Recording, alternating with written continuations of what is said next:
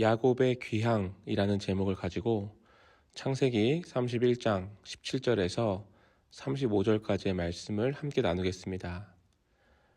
야곱은 하나님의 말씀에 순종하여 외삼촌이자 장인이었던 라반의 집을 떠나 고향으로 돌아갑니다. 그러나 그 과정은 순탄하지 않았습니다. 거기에 야곱의 아내였던 라헬이 아버지 집에 드라빔, 곧 가정을 지키는 수호신을 훔쳐서 나왔기 때문에 라반은 그것을 찾기 위해 그들을 쫓아오는 것을 볼 수 있습니다. 그렇다면 본문이 우리에게 주는 메시지는 무엇일까요? 첫째, 아름다운 매듭을 지으라는 것입니다. 본문 21절에서 23절까지의 말씀을 함께 나누겠습니다.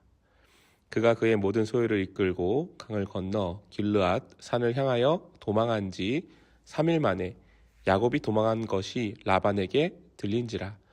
라반이 그의 형제를 거느리고 7일 길을 쫓아가 길르앗 산에서 그에게 이르렀더니. 아멘.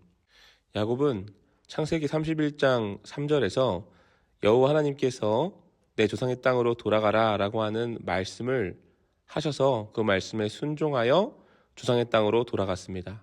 그런데 그의 라반과의 관계에서 매듭이 잘 지어지지 않고 도망했다라고 이야기합니다. 이것이 야곱의 인생에서 늘 아쉬운 부분입니다.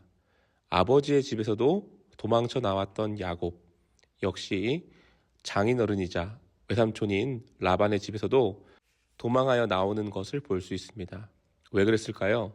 아마도 그의 인생에서 속고 속이는 삶을 반복하다 보니 그의 인생은 늘 매듭을 짓는 것이 어려웠던 것은 아닐까라는 생각을 해보게 됩니다. 그는 아버지를 속이고 형의 장작 축복을 얻었습니다.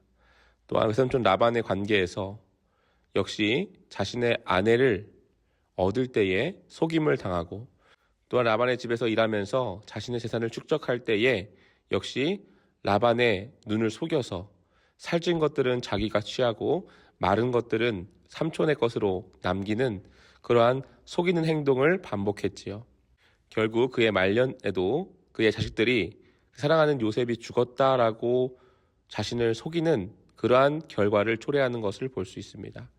결국 누군가를 속이는 인생은 아름다운 매듭을 지을 수 없다라는 사실을 우리에게 알려주고 있습니다.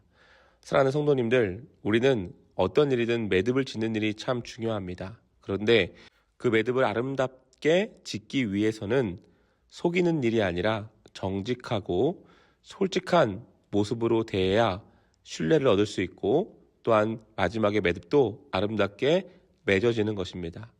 어떤 일이든 어떤 관계에서든지 무언가를 숨기고 이익을 취하는 그러한 자세가 아니라 신뢰를 얻고 신뢰를 주고 정직하게 행함으로 인하여서 서로의 매듭을 잘 지을 수 있는 삶을 살아가시기를 주님의 이름으로 축복합니다.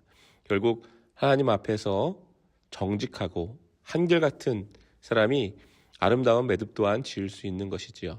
그러한 매듭을 지을 수 있는 인생이 되시기를 주님의 이름으로 축복합니다. 두 번째는 믿음의 길에서 불신과 불안을 떨쳐 버리라는 것입니다. 본문 19절과 20절 말씀을 읽겠습니다.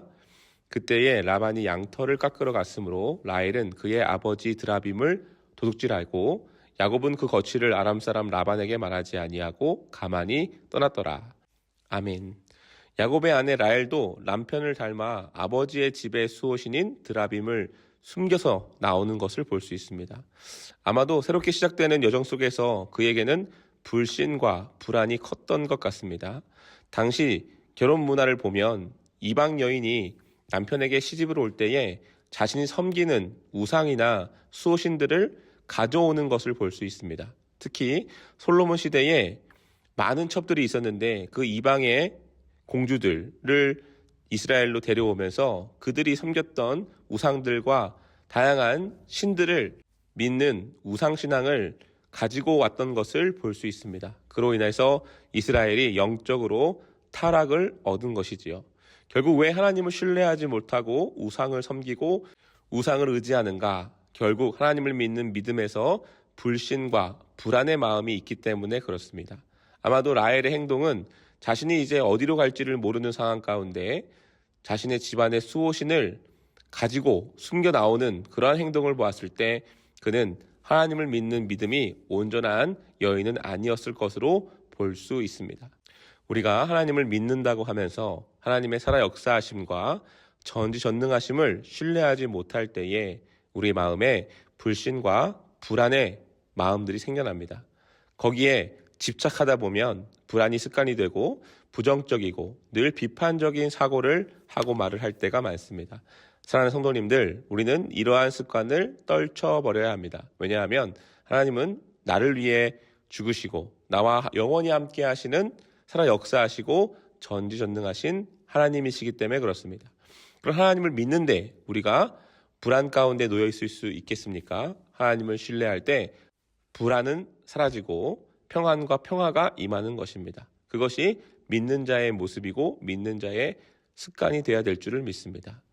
여전히 하나님은 우리 가운데 역사하십니다. 그러므로 우리는 하나님의 말씀을 신뢰하며 순종할 때 하나님이 그에 합당한 결과를 만들어주시는 분인 줄 믿습니다. 그때 하나님이 얻게 하신 것들을 가지고 감사하고 찬양할 수 있는 삶, 그 삶은 불신과 불안의 삶이 아니라 평안과 감사의 삶일 것입니다. 믿음의 길에서 하나님을 바라보십시오. 그때에 불신과 불안을 떨쳐버릴 수 있습니다. 그럴 때에 하나님의 말씀 속에 진리를 얻을 수 있고 진리 안에 자유함을 얻을 수 있는 것이지요. 말씀을 마무리하겠습니다. 항상 아름다운 매듭을 짓는 삶을 살아가십시오. 하나님을 신뢰하는 사람들은 끝이 아름다워야 됩니다.